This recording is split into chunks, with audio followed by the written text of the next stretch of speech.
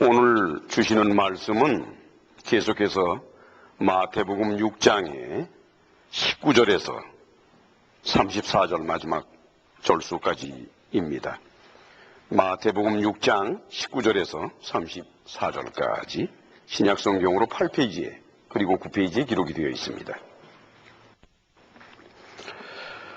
이제 찾으셨으니까 저와 함께 한 절씩 나누어 읽도록 하십시다.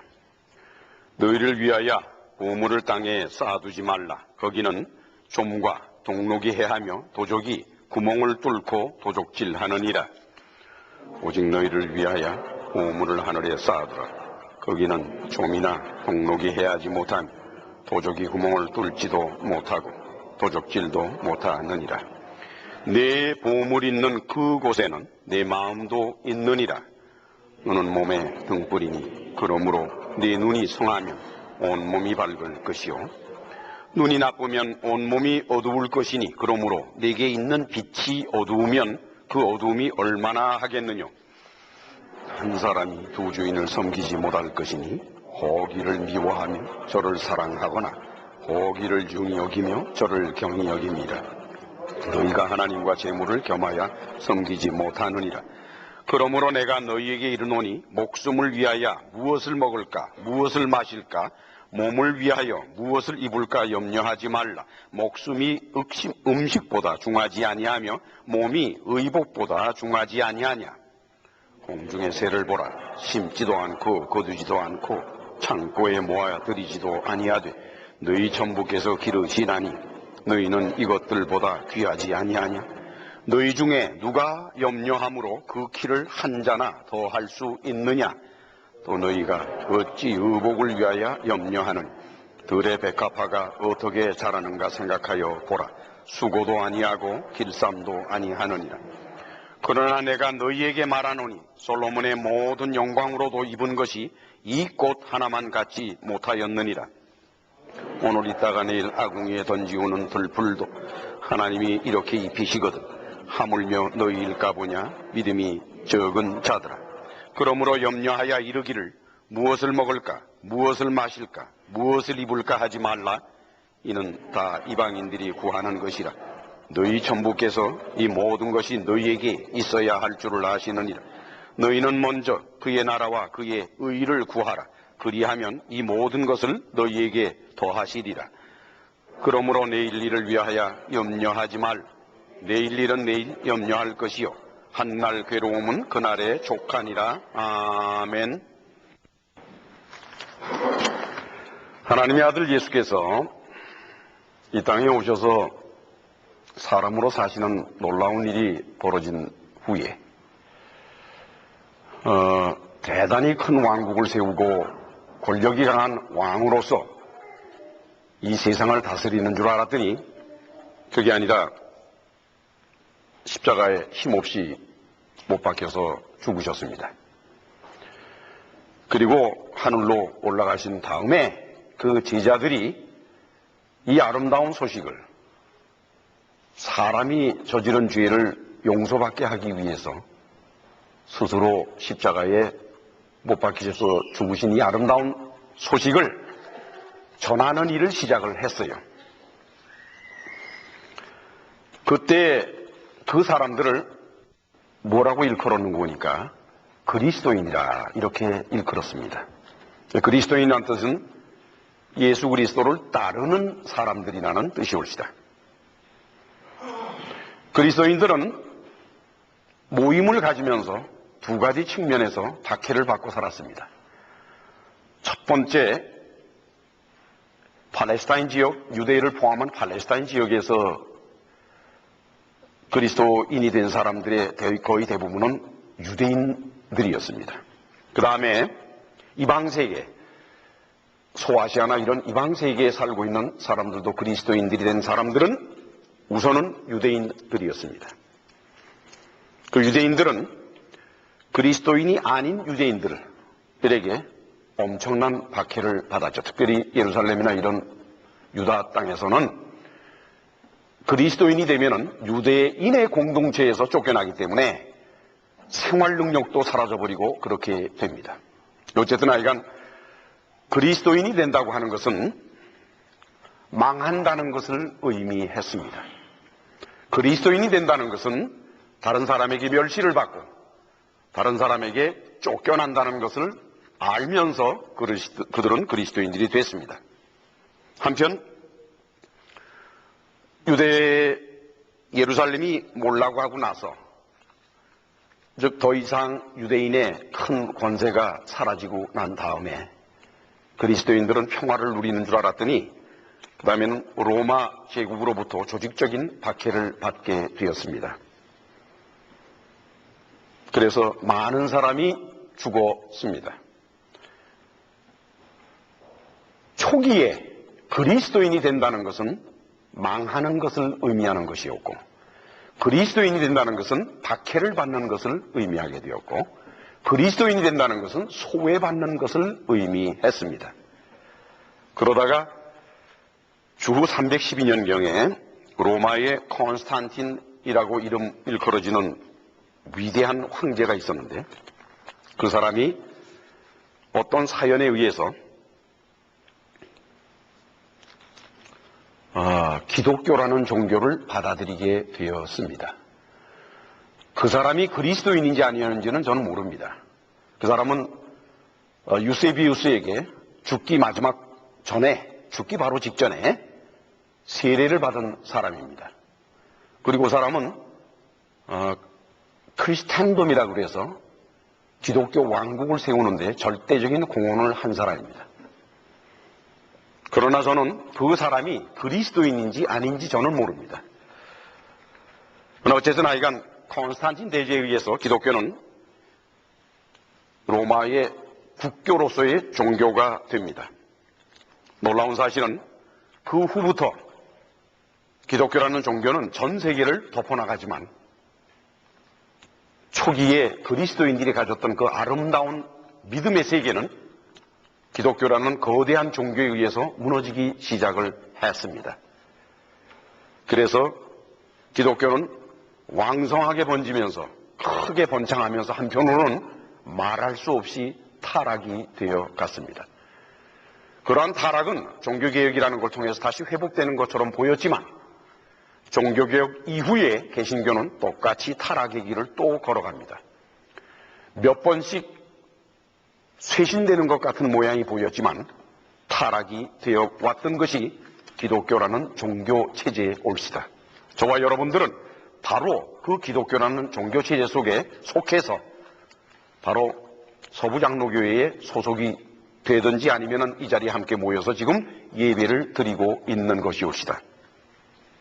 오늘날은 기독교인이 된다는 것은 죽음을 의미하는 것도 아니요, 기독교인이 된다는 것은 망하는 것을 의미하는 것도 아닙니다. 오히려 방송이나 이런 거를 통해서 들려오는 목사님들의 메시지는 기독교인이 되면은 세상적으로 많은 복을 받는 것으로서 되어 있기 때문에, 그리고 더더군다나 우리 한인사회, 교포사회인 한인사회에서는 기독교 교회를 다닌다는 것은 하나의 멤버십과 비스름하게 되어 있지요.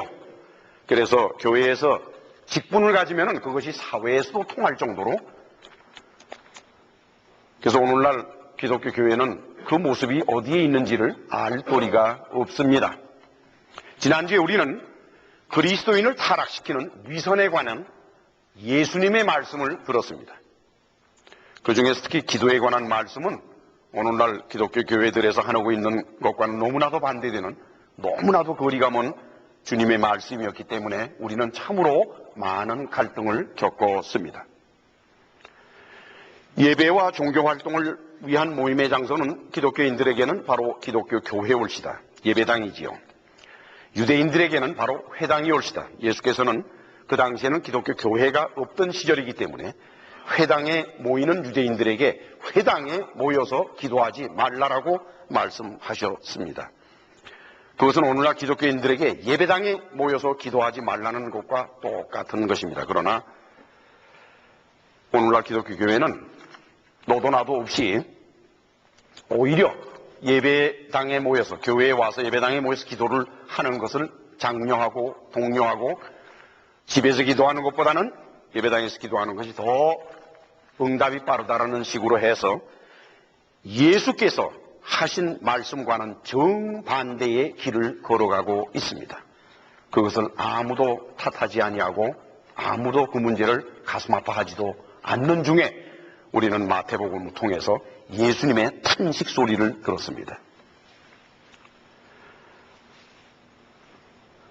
오늘의 말씀은 교회를 다니면서 스스로 예수님을 믿는다고 생각하는 많은 분들이 무엇을 원하면서 인생을 살아가느냐 하는 그 인생에 원하는 점에 대한 예수님의 말씀이 옳시다. 이 설교를 들으시는 모든 이들에게 저는 먼저 부탁의 말씀을 드리고 싶습니다.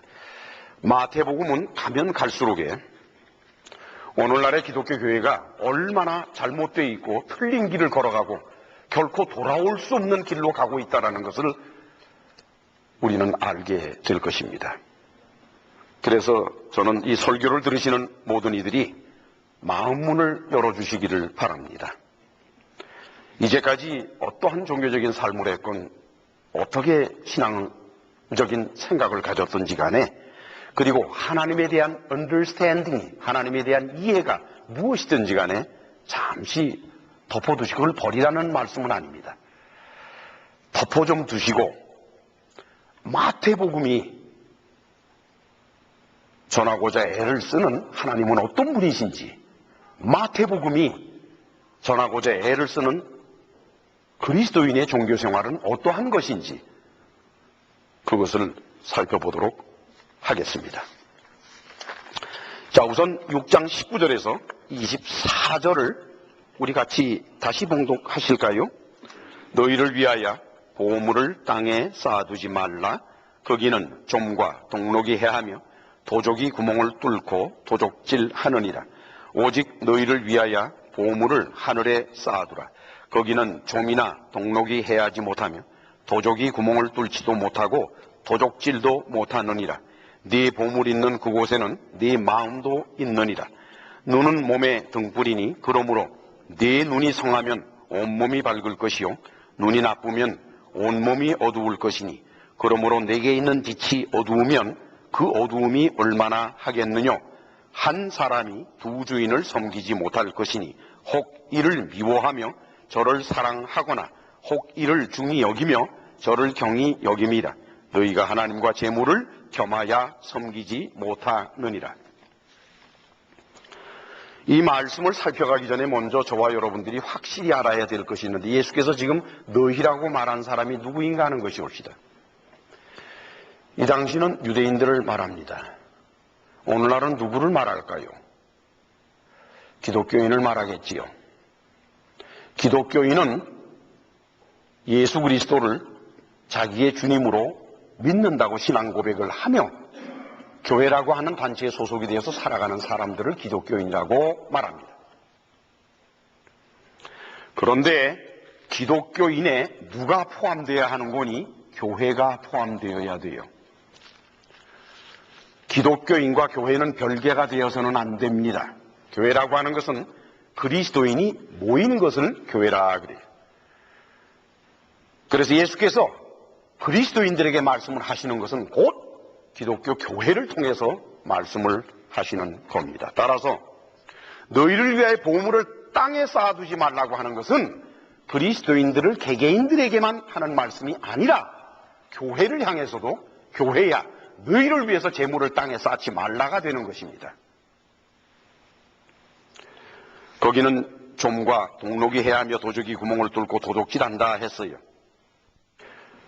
우리는 많은 경우에 그리스도인과 교회를 혼동하고 있어요.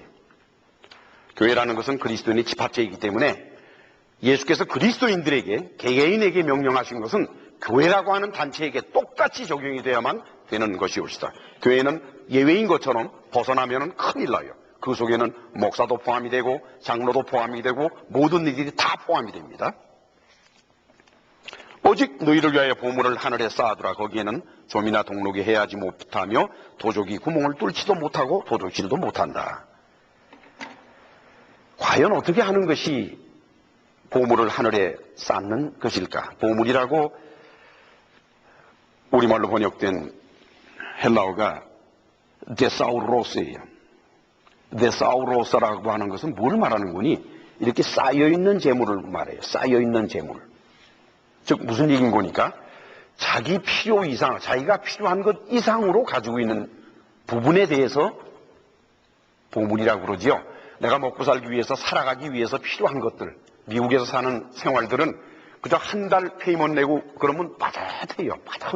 그 사람은 보물을 가진 사람이 아닙니다. 돈이 많건 적건 돈의 액수에 관계되는 것이 아니라 살아가는 삶에 늘 필요해서 사용되는 것들은 여기서 말하는 예수님이 말씀하시는 보물과는 해당이 되는 것이 아니올시다. 그 필요 이상으로 쌓여져 나가는 것을 보물이라고 그러지요. 근데 그것을 땅에, 그 다음에 하늘에 이렇게 예수께서는 구분을 하셨어요. 땅에는 게스라고 그러죠. 게스는 earth, 땅이지만은 이 흙을 말하는 것이 아닙니다. 오우라노 그러면 이제 하늘인데 그것은 우리 하나님이 계신 곳이라고 그러지요. 뭐 하나님이 어딘들 안 계시겠어요. 그러나 천국이라고 우리가 말하는데 바로 그곳이 오우라노라고 말할 수 있는 곳입니다. 그러니까 이걸 뭐라고 표현해야 될지 모르겠어요. 제가 잘못 설명을 하면은 또 보물을 땅에 쌓아두지만 그럼 어떻게 하면 하늘에 쌓는 것이 됩니까? 그러면 또 돌아서 또 교회에 헌금을 해라는 식으로 되니까 그리 되면은 뭐 다른 이들과 무슨 차이가 있겠어요? 하나님이 원하시는 일에 사용되는 것이 아마 그렇겠지요. 그렇다 그러면은 구제를, 교회를 통하지 않고 구제를 하셔도 그것은 하나님이 원하시는 선한 일이기 때문에 좋은 것이 올시다. 교회를 꼭 통할 필요는 없어요. 하나님의 선한 일은 교회를 통해서만 생기는 것이 아닙니다. 교회 밖에 어느 곳에서든지 다 생길 수가 있는 것입니다. 그곳에 쓰는 것이 아마도 하늘의 보물을 쌓는 것이겠지요. 그 이상은 저도 모르겠습니다. 그 다음 21절을 같이 읽으실까요? 네 보물 있는 그곳에는 내 마음이 거기에 있다는 것입니다. 예수께서는 네 보물이 있는 곳에 마음이 있을 것이 아니냐? 근데 사람은 누구나 다 보물을 가지고 있어요, 여러분. 이게 보물이라고 자꾸 그러니까는 웰스에서 재산만을, 돈을 자꾸 생각하는데 우리 돈이라는 걸 잠시 떠나봅시다. 그랬을 때 우리에게 어떤 보물들이 있겠는가? 참으로 많은 것들이 있습니다. 22절과 23절을 제가 다시 봉독하도록 합니다. 눈은 몸의 등불이니 그러므로 내 눈이 성하면 온몸이 밝을 것이요 눈이 나쁘면 온몸이 어두울 것이니 그러므로 내게 있는 빛이 어두우면 그 어두움이 얼마나 하겠느냐. 여기 눈이라고 예수께서 표현하신 것은 무엇을 말하는 거니?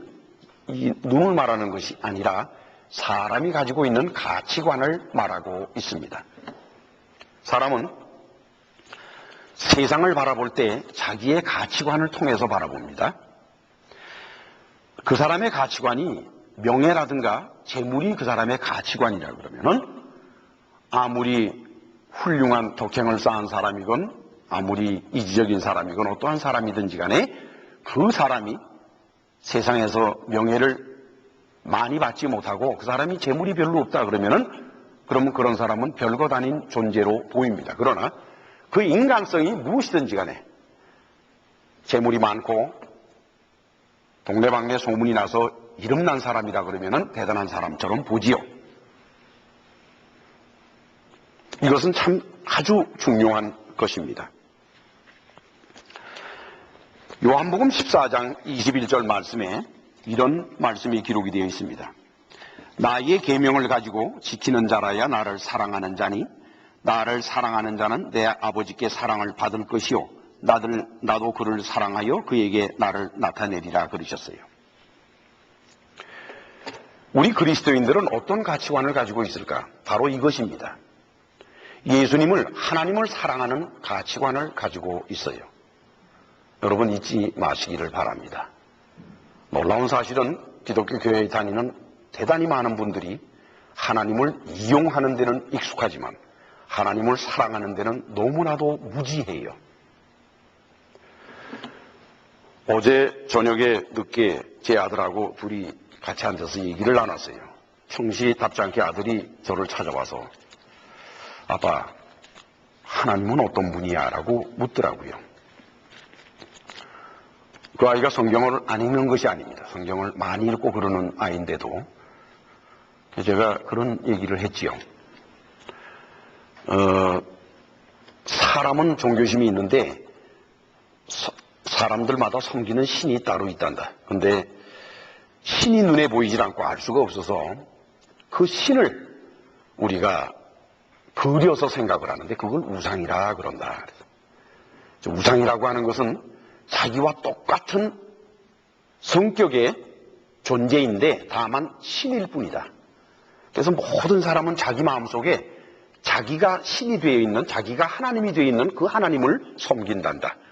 어쩌면은 자기하고 그렇게 똑같고 자기가 원하는 것과 똑같고 자기가 좋아하면 그 신도 좋아하고 하는 그런 신. 그러니까 실제로 존재하지 않지만은 사람들은 그런 신을 만들어서 섬기고 있다. 유대인들도 똑같이 여호와라는 신을 섬겼는데 그들에게는 그 하나님이 모세를 통해서 나타나셨지만 부분적으로만 나타나셨기 때문에 잘 모른다 이게. 그런데 하나님께서 세상에 당신 자신을 보여주신 것이 있는데 바로 그것이 당신의 아들 예수 그리스도를 통해서 보여주셨기 때문에 우리 그리스도인들은 예수님을 통해서 하나님을 봐야지 예수님을 통하지 않고 하나님을 봐서는 안 된다. 그 예수께서 뭐라 그러셨는 거니? 나를 사랑하느냐? 즉 하나님을 사랑하느냐? 그건 뭐냐 이게? 나의 계명을 가지고 지켜야 된다. 그래서 여기서 가진다라고 번역된 단어가 에코온인데 에코온이라고 하는 단어는 포세스하는 거, 보유하는 걸, 소유하는 걸 말해요. 소유하는 거. 그 다음에 지킨다, 우리말로 지킨다라고 번역한 그 단어는 테레오라고 하는 단어입니다. 그 테레오라고 하는 단어는 뭐냐? 그대로 행한다는 지키는 것을 말하는 것이 아니라 watch over, guard. 그러니까 보관하는 걸 말이에요. 즉 다시 말하면은 하나님을 사랑하는 사람은 곧 예수 그리스도를 사랑하는 사람들인데 예수 그리스도를 사랑하는 사람들은 예수 그리스도께서 하신 그 말씀을 자기가 가지고 잘 지키고 보호하는 것이에요. 그런 사람이라야 하나님을 사랑하는 자다 했습니다. 그러시면서 아주 중요한 말씀을 하시지요. 24절을 봉독하니 한 사람이 두 주인을 섬기지 못할 것이니 혹 이를 미워하며 저를 사랑하거나 혹 이를 중히 여기며 저를 경히 여김이라. 너희가 하나님과 재물을 겸하여 섬기지 못하느니라. 사랑은 둘로 나누어지지 않는다는 것은 저와 여러분들이 경험을 통해서 아주 잘 압니다. 남자나 여자나 그 마음속에 다른 여자나 다른 남자를 생각하면은 그 마음이 아주 떠나진 않더라도 부분적으로 떠나게 돼 있어요. 그 마음이 떠나는 것을 상대편은 금세 눈치를 챕니다. 그래서 부부지간에 남편이 딴 여자하고 무슨 문제가 생기고 있는지 아내가 딴 남자하고 무슨 문제가 정신적으로건 육체적으로건 무슨 문제가 생기고 있는지 아는 것은 제일 먼저 아는 사람이 짝이에요. 그건 숨길래야 숨길 수가 없어요. 왜 그런 거니? 사랑이라는 것은 외길로 가기 때문에. 다만 조용한 것은 상대편이 그걸 참아주는 것뿐입니다. 아니면 덮어버리든지. 왜 그러느냐? 그 이유는 모르겠어요. 그러나 어떤 이유 때문에 덮는 것뿐입니다.